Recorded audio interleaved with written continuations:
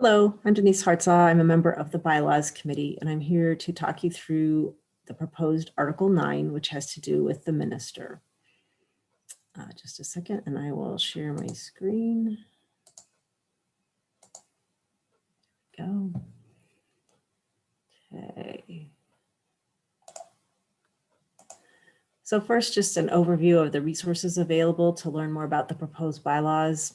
You can find on the church website at peopleschurch.net recorded presentations of all 12 articles, documents that show the full text, a summary of major changes, and then who you can contact if you want to provide input or set up a discussion about this.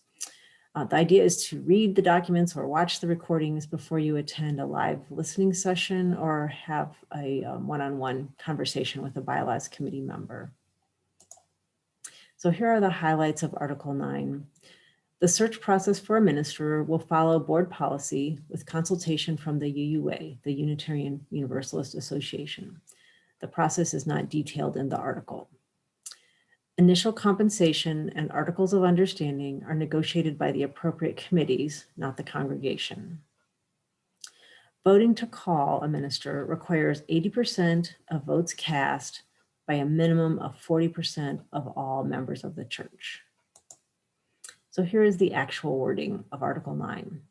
Number 1, in the event of a ministerial vacancy, members of a ministerial search committee shall search out and recommend to the membership a minister for the church.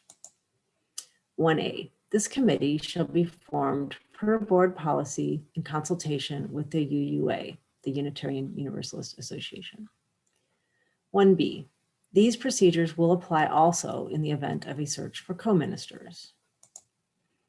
Number 2, the minister's initial compensation shall be negotiated by the Ministerial Search Committee in consultation with the Executive Committee of the Board, the Finance Committee, and the UUA. Number 3, the President shall convene a special congregational meeting for the calling of a minister when requested by the Chair of the Search Committee. 3A, notice of such meeting shall be given as specified in Article 8, Section 2 of this Constitution. 3B, the minister shall be called by 80% of votes cast by members of the congregation. No action or vote shall be binding unless a minimum of 40% of the membership has voted by a method accessible to all members as specified in the policy manual. Number 4, articles of understanding defining the relationships between the Board of Trustees and the minister, as well as between the congregation and the minister, shall be entered into by the board and the minister. These articles of understanding shall be reviewed at least triennially, every 3 years, by the board and the minister.